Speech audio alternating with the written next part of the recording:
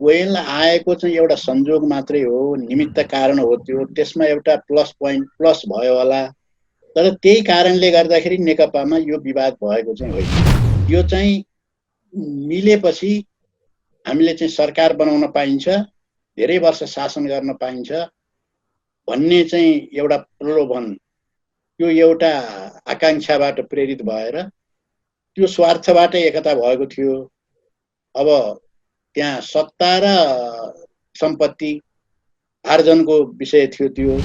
अब त्यो मुख्यतः उनलाई चाहिएको चाहिँ प्रधानमन्त्री नै हो जस्तो लाग्छ। तर अहिले यो प्रधानमन्त्री पद उनले किन माग्न मिलिरहेको छैन भने नैतिक सङ्कटले मिलेको छैन। उनले चाहिँ ओलीलाई चाहिँ चाइनाले अहिले थेगेको हो, हामीले चाह्यौँ भने आधा घन्टामा हटाइदिन्छौँ तिनलाई भनेर जुन कुराहरू आयो, त्यो चाहिँ त्यसमा आंशिक सत्यता नै छ। किनभने भारतले साँच्चै चाह्यो भनेदेखि त हटाइदिन सक्ने रहेछ नि त। त्यो त पटक पटक देखिएको छ नि त। ओलीजीको लागि त अब भारतको चाहिँ जो आए पनि एकपल्ट यहाँ चर्चा पनि हुन्थ्यो, नेपालमा चर्चा हुने गरेको थियो। भारतको प्रधानमन्त्री पिएमओबाट प्राइम मिनिस्टर्स अफिसबाट एउटा पिउनै आयो भने पनि यहाँ लस्कर लागेर जान्छन् भेट्न भन्थे। पहिला चाहिँ आएको कुरा पनि सार्वजनिक नगर्नु, लुकिलुकिकन भेट गर्ने जुन काम भएको छ, त्यसले के गरेको छ भने एउटा चाहिँ प्रधानमन्त्रीको उनको जिम्मेवारीबाट उनी च्युत भएका छन्। किनभने त्यो त जनतालाई चाहिँ सूचना दिनु पर्यो नि, त्यो त के भयो भन्ने कुरा। अब जनतालाई म उपचारै गर्दिनँ भन्दाखेरि त केही पनि हुन सकेको छैन अहिले। त्यो त संसारभरिका सबै सरकारको चाहिँ दायित्व हो नि त। कुन चाहिँ सरकारले गर्दिन भनेको? आज संसारमा सबै देशहरूमा यो कोरोना भाइरस फैलिएको छ, यो महामारी फैलिएको छ, कसले चाहिँ उपचार गर्दिन भनेको छ? त्यसरी यहाँ त विज्ञप्ति नै निकालेर अब हामी उपचार गर्दैनौँ, तपाईँहरू चाहिँ आफ्नै हिसाबले बाँच्न सके बाँच्नुहोस्, उपचार गरे गर्नुहोस्, नगर्नुहोस् भन्न थाले। कन्ट्याक्ट ट्रेसिङ त हामी गर्नै सक्दैनौँ भनेर बन्दै गरिदियो। अब भनिसकेपछि यस्तो चाहिँ एक प्रकारको यो त सामाजिक अपराध हो नि। त्यो गर्दाखेरि पनि उनलाई न राजीनामा दिनु परेको छ, न कसैले प्रश्न गरेको छ। यस्तो बेलामा उनले चाहिँ गोयलसँग के गरे त्यो पनि उनले सार्वजनिक गर्नु परेको छैन। प्रतिपक्ष दह्रो भएको भएदेखि या त उनी राजीनामा गर्न बाध्य हुन्थे, या चाहिँ उनले वास्तविक कुरा जनतासँग भन्न बाध्य हुन्थे। तर यहाँ केही पनि छैन। यो खास गरेर यो गोयल काण्ड र अर्को म उपचार गराउन सक्दैन सरकारले भनेर चाहिँ हात खडा गर्ने, यो दुईटा कुराले उनी नैतिक रूपले चाहिँ यहाँ बस्न पनि नमिल्ने अवस्थामा पुगेका छ। तर उनी बसिरहेको छ। यहाँ अहिले दोस्रो पुस्ताका नेताहरू चाहिँ क्रान्तिकारी भन्ने भएको छ नि, सबभन्दा रोही कराई त उनीहरूले गरिरहेछ। किनभने पार्टी फुट्यो भने हाम्रो यो संसद खोसिन्छ, हाम्रो सांसद खोसिन्छ, हाम्रा मन्त्री पद खोसिन्छन्। अब फेरि अर्को पल्ट चाहिँ बन्न पाइन्छ कि पाइँदैन, उनलाई त्यो चिन्ता छ। मलाई यति सजिलै यो पार्टी फुटिहाल्छ भन्ने चाहिँ लाग्दैन। हो, कुटाकुट पनि होला, अब मारामार पनि होला, जे पनि होला, तर आफूले चाहिँ जुन खाइपाइ आएको, जसको जुन एकताको कारणले गर्दाखेरि चाहिँ आफूले चाहिँ यो पद प्रतिष्ठा सुविधाहरू जो पाइराखिएको छ, योलाई कायम गर्नको निम्ति चाहिँ उनीहरूले फुटाउने चाहिँ त्यत्रो चाहिँ आँट गर्लान् जस्तो लाग्दैन। किनभने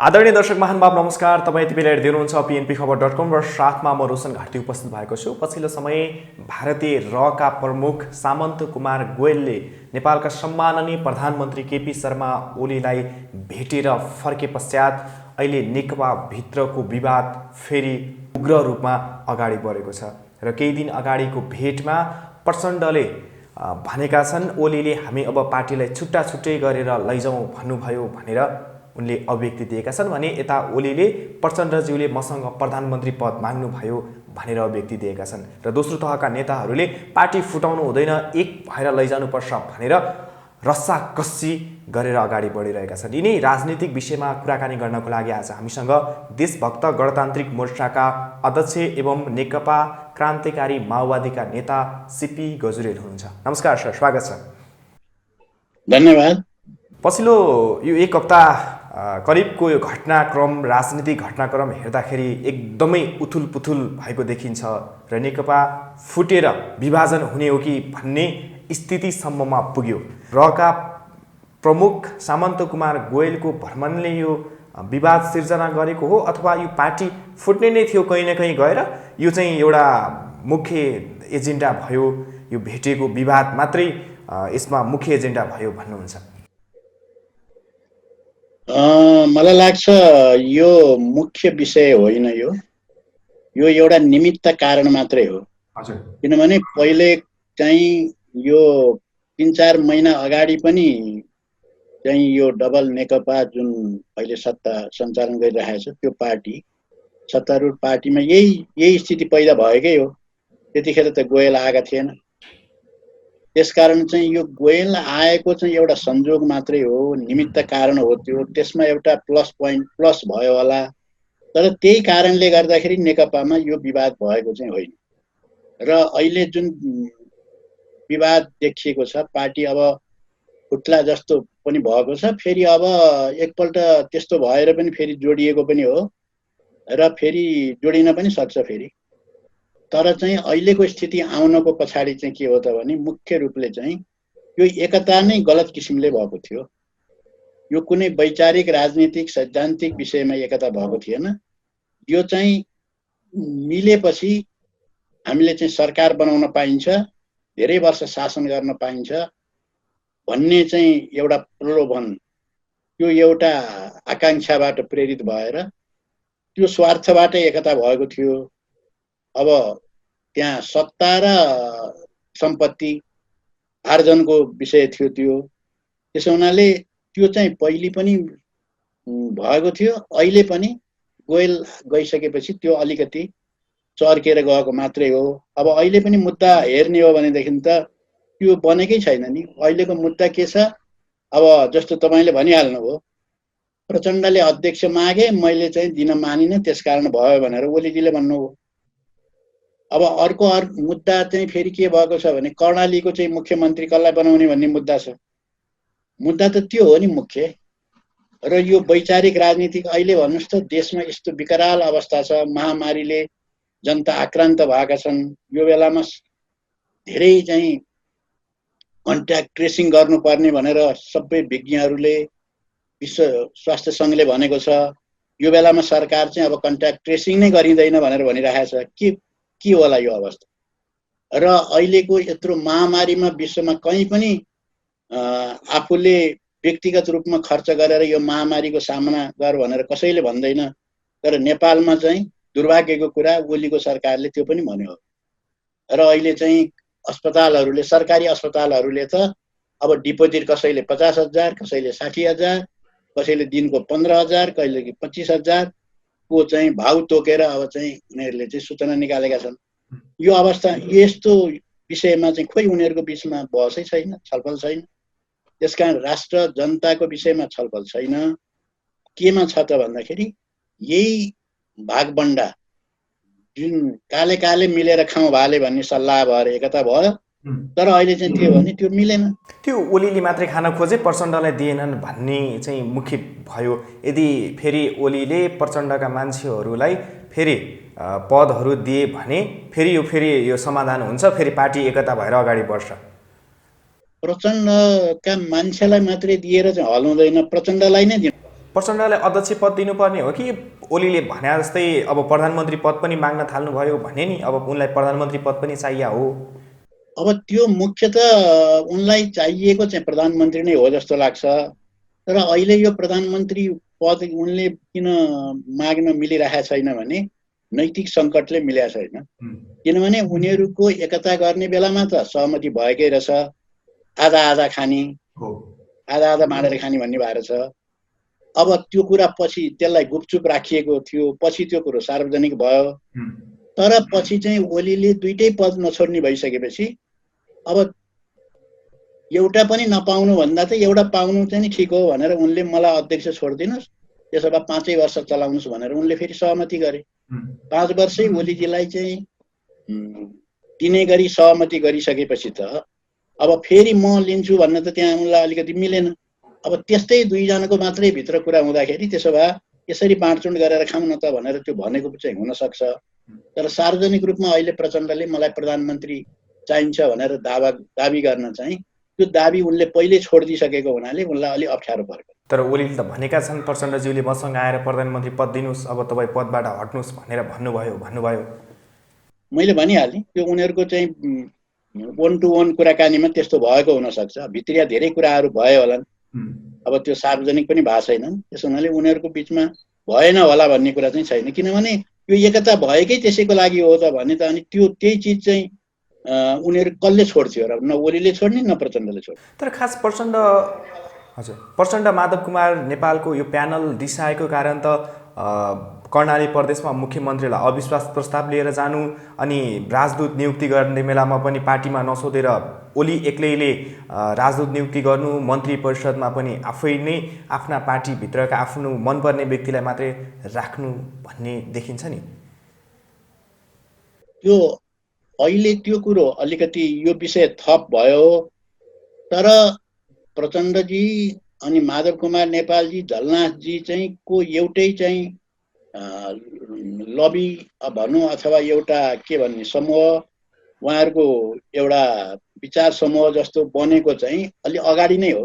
किनभने उहाँहरू सबै नै भएर मुख्य तीन नेताहरू नै भएर ओलीका विरुद्ध सङ्घर्ष गरेको हो नि। उहाँले ओलीले राजीनामा दिनुपर्छ भन्ने माग गरिरहँदा, एउटा पदबाट कमसेकम राजीनामा दिनुपर्छ भन्ने माग गरिरहँदा उहाँहरू त्यही बेलादेखि नै एकताबद्धै हुनुहुन्थ्यो। त्यो त 4-5 महिनै भइसक्यो। त्यो एकता उहाँहरूको कायमै छ अहिलेसम्म। र अहिले यो कर्णालीले गर्दाखेरि मात्रै एकता भएको होइन। कर्णालीमा त के भयो त भने अब माधवजी र ओलीजीको दुई पक्ष हुँदाखेरि प्रचण्डजीको चाहिँ नि अरूको पक्षको चाहिँ मुख्यमन्त्री अल्पमतमा पर्ने भए, अल्पमतमा पर्ने भइसकेपछि स्वतः उनी खारिज हुने भए। त्यसो हुनाले अनि माधवजीको पक्षले चाहिँ सिग्नेचर गरेको भए पनि फेरि 7 जनाले चाहिँ त्यो सिग्नेचर गरेको भए पनि गएर फेरि चाहिँ प्रचण्डको पक्षलाई चाहिँ समर्थन गरिदिए। त्यो उनीहरूको पहिलेदेखिको जुन एलायन्स हो त्यही एलायन्समा कायम भएको मात्रै हो। त्योभन्दा नयाँ कुरो म भएको देख्दिनँ। झलनाथ खनाल, माधव कुमार नेपाल भित्रको चाहिँ उनीहरूको गाँठी कुरो चाहिँ के छ? उनीहरू प्रचण्डलाई साथ दिइरहेछन्, ओलीलाई एक्लाइरहेछन्, अविश्वासको प्रस्ताव पनि लिएर प्रधानमन्त्रीलाई अविश्वासको प्रस्ताव लिएर जाने भन्ने पनि कुरा बाहिरिरहेछ अहिले त। अब यो के हो त भने उहाँहरूको असन्तुष्टि चाहिँ अब माधव कुमार नेपाल, झलनाथ खनाल यिनीहरू ओलीजी भन्दा पनि सिनियर लिडरहरू हुन्। उनीहरू पहिले नै अध्यक्ष भइसकेका, प्रधानमन्त्री भइसकेका मान्छेहरू हुन्। तर ओलीजीको चाहिँ शैली अहिले के हो त भने आफूभन्दा सिनियरलाई पनि बाइपास गरेर एकलौटी सञ्चालन गर्ने र अनि यो अहिले यो निर्वाचनको बेलामा चाहिँ ओली चाहिँ व्यापक रूपले देशभरि भ्रमण गर्ने र मुख्य वक्ताको रूपमा चाहिँ उनी नै हिँडेको भएको हुनाले र अहिले करिब करिब 2/3 बहुमतको यो सरकार बनेको हुनाले ओलीलाई कस्तो दम्ब बढेको म देख्छु भनेदेखि अब मैले हो यो सबै गरेको, मेरै कारणले गर्दाखेरि अहिले चाहिँ 2/3 बहुमत आउने, अब मैले नै उनीहरूसँग झुक्नु पर्ने, मैले त जे पनि गर्न पाउनु पर्यो नि त। अब मैले इच्छा अनुसार चलाउँछु अब 5 वर्ष सरकार, मलाई अध्यक्ष चुनिएरै आएको हुँ म, फेरि महाधिवेशनले मलाई अध्यक्ष चुनेको हो भने म पार्टी पनि त्यसै गरी चलाउँछु। उनीहरूलाई मैले किन चाहिँ त्यो सेयर दिने? अब उनले भनेको मैले सुन्नै पर्छ भन्ने के हो र मैले भन्ने उनलाई दम्ब छ। त्यसो हुनाले उनीहरूको बिचको चाहिँ अन्तर्विरोध त्यहाँनिर हो। प्रचण्डजीसँगको अन्तर्विरोध त के हो त भने उनीहरू एकता गर्दैखेरि उनीहरूले त्यसै गरी गरेका हुन्। यो काले काले मिलेर खाउँ भाले भन्ने चाहिँ नेपाली गीतसँग मिल्दोजुल्दो, 2.5 वर्ष तपाईँले खाने 2.5 वर्ष मैले खाने प्रधानमन्त्री भनेर नै उहाँहरूको सहमति भएर एकता भएको हो। तर नेपालीको मतको भावना त बुझिँदैन रहेछ। भारतले चाह्यो भने प्रधानमन्त्री हदबाट तुरुन्तै हटाइदिन सक्दो रहेछ। भारतीय रका प्रमुख नेपालमा केपी शर्मा ओलीलाई भेटेर दिल्ली फर्किसके पछाडि उनले भनेका छन्, हामीले भन्यौँ भने अबको आधी घन्टाभित्रमा अहिलेका प्रधानमन्त्री केपी शर्मा ओलीले राजीनामा दिन्छन् भनेर खुल्लमखुल्ला बोल्दै हिँडेका छन्। होइन, यो त मैले पनि अरू स्रोतबाट पनि थाहा पाएको थिएँ। यहाँबाट उनी एयरपोर्टमा जाने बित्तिकै पत्रकारले सोद्धाखेरि उनले चाहिँ ओलीलाई चाहिँ चाइनाले अहिले थेगेको हो, हामीले चाह्यौँ भने आधा घन्टामा हटाइदिन्छौँ तिनलाई भनेर जुन कुराहरू आयो त्यो चाहिँ त्यसमा आंशिक सत्यता नै छ। किनभने भारतले साँच्चै चाह्यो भनेदेखि त हटाइदिन सक्ने रहेछ नि त। त्यो त पटक पटक देखिएको छ नि त।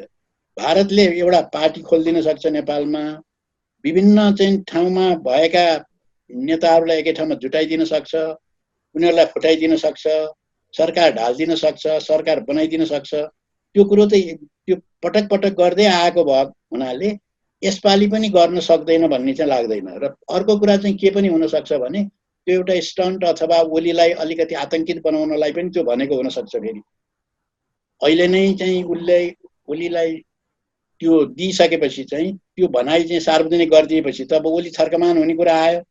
अनि अब यो नक्सा प्रकरणमा चाहिँ उनले एउटा त नक्सा छापिसकेको किताबमा छापिसकेको पनि वितरण गर्नलाई रोके।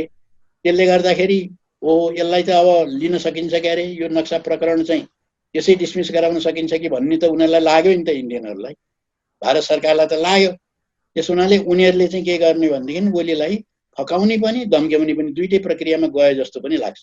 रका प्रमुखले जसरी प्रधानमन्त्रीलाई भेटेर फर्किसके पछाडि सम्माननीय प्रधानमन्त्री केपी शर्मा ओलीको दसैँको शुभकामना चुच्चे नक्सा गायब भयो, यो चाहिँ संयोग मात्रै देख्नुहुन्छ कि त्यो सुनियोजित देख्नुहुन्छ? अब म दुईटा अब अलिक छुट्याउन गाह्रो भएको छ, किनभने त्यो एउटा प्राविधिक मिस्टेक पनि हुनसक्छ हुनलाई। तर उहाँहरूको ओलीजीको इतिहास हेर्दाखेरि, उहाँहरूको पार्टीको इतिहास हेर्दाखेरि त्यस्तो काम उहाँहरूले गर्न सक्ने मान्छेहरू हो। तत्कालको लागि त्यो गायब गराउन सक्ने, किनभने यो यहाँहरूलाई तपाईँहरूलाई नि याद होला, पहिला जब चाहिँ यो संसदीय राजनीतिमा उनीहरू जब चाहिँ चुर्लुममा डुबे, त्यो संसदीय उसमा प्रवेश गरिसकेपछि अमेरिकन राजदूत चाहिँ उनीहरूको अफिसमा जाने भनेर चाहिँ उनीहरूको तय भएछ। उनले स्वीकार गरे, अमेरिकन राजदूतलाई लगेर आफ्नो चाहिँ त्यो पहिलेको चाहिँ जुन संसदको विरोध गरेको क्रान्तिकारी चाहिँ धार थियो त्यसबाट पार्टीलाई शुद्धिकरण गर्नलाई अमेरिकी राजदूतलाई उनीहरूले अफिसमा लाने भइसकेपछि के गरियो भने उनी त्योभन्दा अगाडि त उनले मार्क्सदेखि चाहिँ माओसम्मका फोटो टाङ्ने गरेका थिए। माओ विचारधारै भन्थे त्यतिखेर, मार्क्सवाद लेनिनवाद माओ विचारधारा। तर चाहिँ त्यहाँ अमेरिकन राजदूत जाने भइसकेपछि उनले त्यो जम्मै फोटो चाहिँ लुकाएका हुन् उनीहरूले। त्यो त इतिहासमै चाहिँ भएको घटना हो। त मार्क्सदेखि माओसम्मका ती महान शिक्षकहरू, कम्युनिस्ट आन्दोलनका त्यत्रा नेताहरू, शिक्षकहरूको फोटै लुकाउन सक्नेले त्यो गरेनन् भन्न चाहिँ मलाई त्यो भन्न पनि गाह्रो छ। त्यसकारण चाहिँ अब किटेर भन्न त अब के हो त्यो भन्न अप्ठ्यारै हुन्छ। तर दुईटै सम्भावना म देख्छु। रका प्रमुखले जसरी भारतको एयरपोर्टमा पुगिसके पछाडि जुन प्रकारको अभिव्यक्ति दिए, त्यो अभिव्यक्ति हेर्दा त प्रधानमन्त्री केपी शर्मा ओलीलाई धम्क्याएर गएका रहेछन् भन्ने बुझ्यो होइन? हो, अब यहाँ चाहिँ उनले के भनेर गए ओलीलाई, मैले भनिहालेँ, दुईटै काम गर्दै आएका छन्। भारतीय शासकहरूले दुईटै काम गर्छन्, एउटा फकाउने प्रलोभन दिने, अर्को धम्क्याउने। फकाउँदा मानेदेखि सजिलो तरिका, राम्रो तरिका त्यो हो, उनीहरूले त्यही नै तरिका अपनाउँछन्। त्यो भनेको नरम तरिका हो, सफ्ट वे हो त्यो। अब चाहिँ मानेन भने चाहिँ धम्क्याउने कुरा पनि गर्छन् उनीहरूले सँगसँगै। अब यहाँ ओलीलाई के गरेर गए भन्ने कुरा त अब उनीहरूले यसलाई सार्वजनिक गरेका छैनन्। ओलीसँग चाहिँ अब यहाँ चाहिँ फकाउने तरिका अपनाए या यहीँ धम्क्याए। तर चाहिँ उहाँ दिल्लीमा गएर चाहिँ त्यो धम्क्याउने नै उनले टोनमा चाहिँ कुराकानीहरू गरेको हो। अब उनीहरूले दुईटा तरिका मध्ये उनीहरूले कुन कता कुन बेला अपनाए यो त अब उनीहरूले सार्वजनिक गरेका छैनन्, हामीले अनुमान गर्ने मात्रै कुरा हो। जसरी रका प्रमुखले प्रधानमन्त्रीलाई भेटे मध्यरातको 12 बजे, त्यो पनि 3 घन्टा, त्यो चाहिँ कतिको उपयुक्त हो? एउटा जासुसी संस्थाको प्रमुख सहसचिव लेभलको मान्छेले एउटा सार्वभौम सत्ता राष्ट्रको प्रधानमन्त्रीलाई सिधै यसरी भेटवार्ता गर्नु कतिको उचित देख्नुहुन्छ? जसरी पछिल्लो समय भारत नेपालको सम्बन्ध चिसोपना बढेको छ। अब यो चाहिँ त देशकै अपमान हो। ओलीजीको लागि त अब भारतको चाहिँ जो आए पनि एकपल्ट यहाँ चर्चा पनि हुन्थ्यो, नेपालमा चर्चा हुने गरेको थियो। भारतको प्रधानमन्त्री पिएमओबाट, प्राइम मिनिस्टर्स अफिसबाट एउटा पिउनै आयो भने पनि यहाँ लस्कर लागेर जान्छन् भेट्न भन्थे होइन? त्यो त छँदैछ नेपालमा। अब यहाँ जुन गोयल आए त्यो उनको चाहिँ स्ट्याटसै मिल्दैन, पोर्टफोलियो त्यो मिल्दैन होइन। एउटा देशको प्रधानमन्त्री भए पनि जस्तो भए पनि त एउटा त्यसको स्ट्याटस त चाहिँ निर्धारित भएको हुन्छ। त्यो त राष्ट्र एउटा सरकार प्रमुख हो, राष्ट्रको प्रमुख जिम्मेवारी लिएर बसेको मान्छे हो। त्यो त्यस्तो मान्छेले चाहिँ एउटा कर्मचारी, त्यो पनि खुफिया विभाग, जो कि सार्वजनिक कमै हुने गर्छन् उनीहरूको त भित्री भित्री चाहिँ नि गर्ने मात्र काम हो मुख्यत। त्यसमा त्यस्तो एउटा कर्मचारीलाई चाहिँ त्यही राति लुकेर भेट गर्नु, पहिला चाहिँ आएको कुरा पनि सार्वजनिक नगर्नु, लुकिलुकिकन भेट गर्ने जुन काम भएको छ, त्यसले के गरेको छ भने एउटा चाहिँ प्रधानमन्त्रीको उनको जिम्मेवारीबाट उनी त्यो च्युत भएका छन्। किनभने त्यो त जनतालाई चाहिँ सूचना दिनु पर्यो नि, त्यो त के भयो भन्ने कुरा उनले त्यो कुरो केही पनि भनेको छैन। त्यसरी लुकेर भेटघाट गर्नु भनेको एउटा प्रधानमन्त्रीले त्यो आपत्तिजनक कुरा हो। साँच्चै भन्ने हो भनेदेखि यहाँ प्रतिपक्ष दह्रो भएको भएदेखि यो न्युमा या त उनले सबै सार्वजनिक गरेर माफी माग्नु पर्थ्यो, होइन भने उनलाई राजीनामा गर्नेसम्म पुर्याउन सक्थ्यो। तर हाम्रो दुर्भाग्य के छ भने संसदीय प्रतिपक्ष नै छैन हाम्रो देशमा। त्यो प्रतिपक्ष नभएर त्यो त सहयोगी पार्टी नै भएको छ। नेपाली कांग्रेसलाई त यो अहिलेको सत्ताधारी नेकपाको चाहिँ सहायक, यो सरकार चलाएको सरकारको चाहिँ सहायकको रूपमा मान्ने गरिन्छ। प्रतिपक्षको भूमिका निर्वाह गर्नुपर्ने नेपाली कांग्रेस बरु त्यसका सभापति शेरबहादुर देउवा ओलीका बालुटार निवासमा भागबण्डा खोज्न जान्छन्। हो, उहाँ भागबण्डा खोज्न जानुहुन्छ र उहाँहरूसँग नैतिक साहस पनि छैन। किन छैन भने ठुल्ठुला भ्रष्टाचार काण्डमा उहाँहरू सबै मुछिनु भएको छ। मुछिएपछि त एउटाको कुरा अर्कालाई थाहा छ। अब अहिले बाबुरामजीले चाहिँ एउटा कुरा चाहिँ सार्वजनिक गर्नुभयो, कि बुढी गण्डकीमा चाहिँ 6 अरब रुपियाँ चाहिँ तिनटाले मिलेर खाए भनिसकेपछि अब उहाँहरू कसरी प्रतिपक्षी बन्ने? कोही प्रतिपक्षी कोही सत्ताधारीको भूमिका कसरी खेल्ने? उहाँ कुन नैतिकताले त्यहाँ अब प्रतिपक्षीको भूमिका, नेताको भूमिका खेल्ने? उहाँलाई चाहिँ अप्ठ्यारो छ। त्यसो हुनाले प्रतिपक्षी नभएको हुनाले चाहिँ ओलीले अब राजीनामा पनि दिनु परेको छैन, केही पनि परेको छैन, आनन्द छ। अब जहाँसम्म सडकको प्रतिपक्ष हो, त्यो कोरोना भाइरसको कारणले गर्दाखेरि यो महामारी चाहिँ यति धेरै फैलिएको छ कि अब सडक आन्दोलन गर्ने स्थिति नै छैन। यो बीचमा त ओलीलाई यस्तो मजा भएको छ कि उनले जे गरिदिए पनि हुन्छ। अब जनतालाई म उपचारै गर्दिनँ भन्दाखेरि त केही पनि हुन सकेको छैन अहिले। त्यो त संसारभरिका सबै सरकारको चाहिँ दायित्व हो नि त।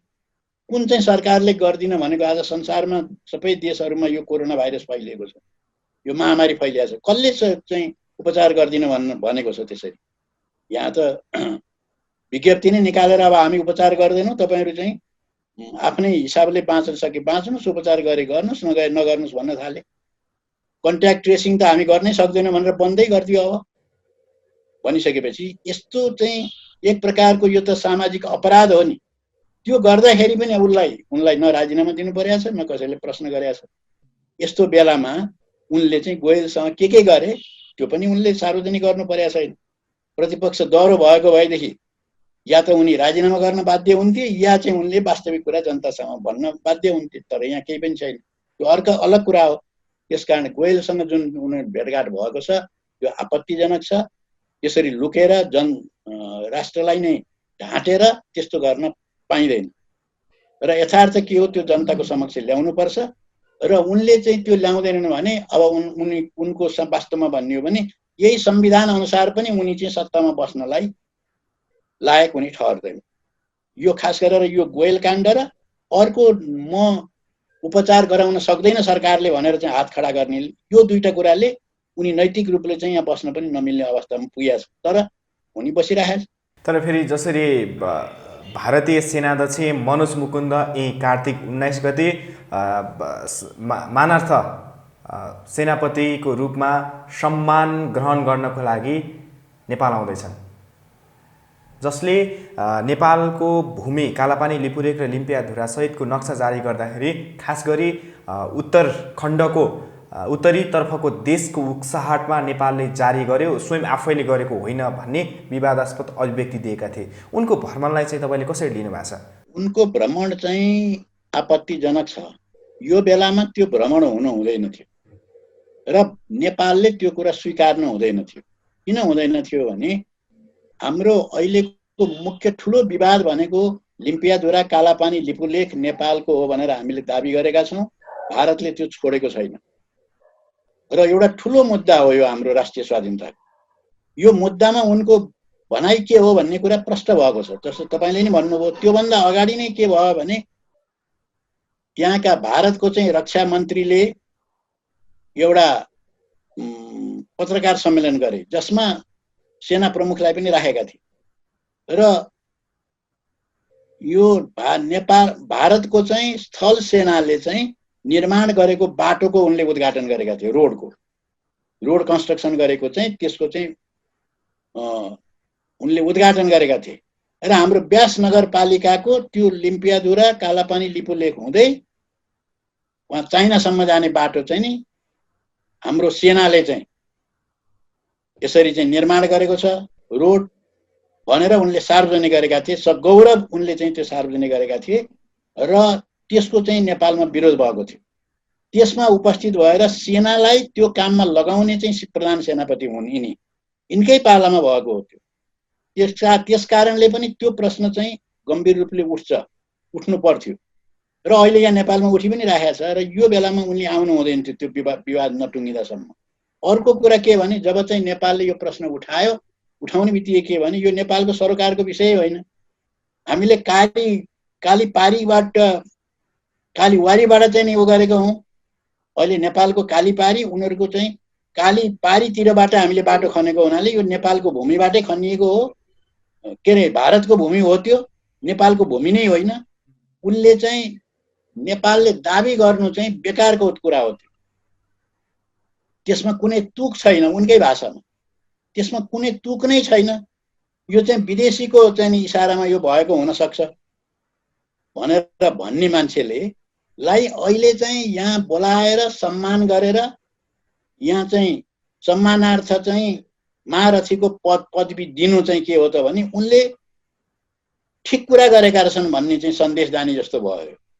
उनले चाहिँ जुन कुरा बोले त्यसको चाहिँ नेपालले चाहिँ सम्मान गर्यो भन्ने मेसेज जान्छ नि त। त्यो ठिक यही बेलामा त्यो गर्न हुँदैन थियो कुनै पनि हालतमा। अर्को कुरा जहाँसम्म परम्पराको कारणले गर्दाखेरि चाहिँ यो चाहिँ मान सम्मान दिएको भने परम्परा भनेको कहिलेको परम्परा हो? यहाँ अहिले हेर्दै बुझ्दै जाँदाखेरि इतिहासतिर फर्केर हेर्दाखेरि के देखिन्छ भने 2020 सालमा राजा महेन्द्रले भारतको सेनालाई खुसी पार्नको निम्ति चाहिँ यो प्रथा सुरु गरेका रहेछन्। त्यतिखेर किनभने भर्खर 17 सालको काण्ड लगाएको थिए र नेपाली कांग्रेसले चाहिँ हतियार उठाएर हामी सङ्घर्ष गर्छौँ भनिरहेको थियो। त्यो बेलामा भारतको सपोर्ट लिनको निम्ति राजा महेन्द्रले 2020 सालमादेखि सुरु गरेको रहेछ यो परम्परा। र बीचमा 4 वर्ष जब नेपाल र भारतको बीचमा चाहिँ सम्बन्ध बिग्रिएको थियो, 4 वर्ष त यो कटिएको पनि रहेछ। 4 वर्ष कसैलाई यो सम्मान दिएको पनि रहन्छ। नेपालका चाहिँ प्रधान सेनापतिले नलिएको पनि रहेछ। त्यो भनेपछि यो अहिले नै गर्नुपर्ने र यो परम्परालाई कायम गर्नुपर्ने भन्ने यो कुरा चाहिँ नगरे हुन्छ यो। र हामी त के माग गर्न चाहन्छौँ भने यो उनको भ्रमण अहिले रद्द गरिदिनुपर्छ। आवश्यकै छैन। यसले ठुलो भ्रम पैदा गर्छ। स्वाभिमानी नेपालीहरूको चाहिँ नि यो प्रतिष्ठामा यसले ठुलो धक्का दिन्छ र उनको स्वाभिमानको चाहिँ रक्षा गर्ने चाहिँ सरकारको कर्तव्य हो। त्यसकारण स्वाभिमान गुमाउने खालको काम चाहिँ सरकारले गर्नु हुँदैन। त्यसकारण उनको भ्रमण चाहिँ अहिले रद्द गरिदिए, अझै पनि समय बाँकी छ, रद्द गरिदिए राम्रो हुन्छ भन्ने चाहिँ हाम्रो भनाइ हो। तर त्यो सरकारले त्यो आँट त नगर्ला, गर्न नसक्ला। अब गरेन भनेदेखि के हो भने यहाँ विरोधहरू थुप्रो भइरहेको छ। अब यो सरकारको चाहिँ जुन राष्ट्रघात गरेको छ, यसले राष्ट्रघातमा एउटा चाहिँ अध्याय फेरि अर्को थप हुने भयो। यही सरकारले जान्ने कुरा भयो। यो गरिदियो भने कमसेकम त्यसबाट बच्ने थियो। तर उनीहरूले गर्दैनन् या गर्न सक्दैनन् भने त्यो के हुने भयो त भने उनले गरेका राष्ट्रघात मध्येको एउटा इतिहासमा कहिल्यै पनि चाहिँ नमेटिने खालको एउटा राष्ट्रघात यो हुने। तर केही राष्ट्रविज्ञहरूले भनेका छन् उनको भ्रमणलाई चाहिँ क्यान्सल गरिनु हुँदैन।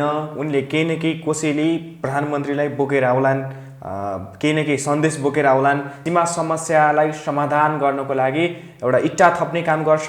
त्यहाँबाट हामीले नेपालका प्रधानमन्त्रीज्यूले चाप्लुसी घसेर त्यहाँको सेनालाई हामीले फर्काउनको लागि त्यसले मद्दत गर्छ। त्यस कारणले गर्दा मनोज मुकुन्दको भ्रमणलाई चाहिँ जारी राख्नुपर्छ, उनलाई नेपाल भ्रमण गराउनुपर्छ भनेका छन् नि। त्यो एक पक्षको भनाइ हो। एक पक्षले त अब गोयलको विषयमा विरोध गरेनन् नि। त्यो पक्ष जसले चाहिँ उनको नरवनेको चाहिँ भ्रमण चाहिँ गराउन उचित हुन्छ भनेका थिए, गोयलको भ्रमणलाई पनि त त्यही रूपले लिएको व्याख्या गरिएको थियो नि त। एक थरीले त स्वागत गरेका थिए नि। गोयल आएर गएकोमा किन विरोध गर्ने?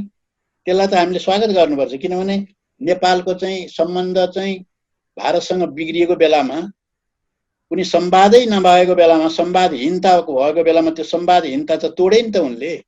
त्यसो हुनाले त्यसलाई स्वागत गर्नुपर्छ भन्ने पनि त यी नेताहरू यहीँ छँदैछन्, यी पार्टीहरू पनि छन्, त्यो पनि हामीले सुनेकै हौँ। त्यसकारण नरबनेको विषयमा पनि कुरा त्यही हो है। त्यसकारण उहाँ एक थरी त मान्छे त छँदैछन् नि, त्यो त हामीलाई थाहै छ। त्यसै हुनाले त त्यसै त उनीहरूले भनेको छैन नि, हामी आधा घन्टामा एउटा प्रधानमन्त्री फालिदिन सक्छौँ भनेर त त्यसै भनेको त छैन उनीहरूले। छन् नि उनीहरूका मान्छेहरू। त्यसो भए अब लगभग पार्टी फुट्ने भयो होइन? अझै पनि म चाहिँ भन्न सक्दिनँ, किनभने त्यहाँ चाहिँ जुन उद्देश्यका साथ त्यो पार्टी चाहिँ एकता भयो, मैले पहिले पनि भने, त्यसको निम्ति चाहिँ अब हेर्नुहोस्, अहिले यहाँ दोस्रो पुस्ताका नेताहरूलाई सबभन्दा पिरोलो उनीहरूलाई परेको छ। यहाँ अहिले दोस्रो पुस्ताका नेताहरू चाहिँ क्रान्तिकारी भन्ने भएको छ नि, सबभन्दा रोइ कराई त उनीहरूले गरिरहेछ।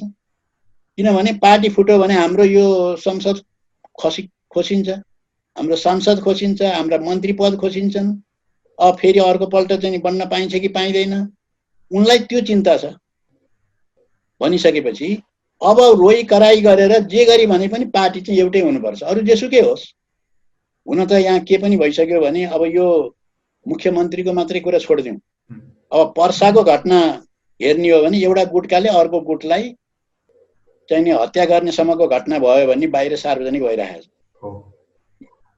त्यस्तो अवस्थामा पनि रोइ कराई चलिरहेकै छ, यहाँ पार्टी कुनै हालतमा फुट्नु हुँदैन भने। यस्तो भएपछि चाहिँ अब पार्टी फुटेर उनीहरूलाई फाइदा छैन। पार्टी फुट्ने बित्तिकै सरकार नबन्न नि सक्छ उनीहरूको, ओलीजीको नि नबन्न सक्छ, अर्को नि नबन्न सक्छ।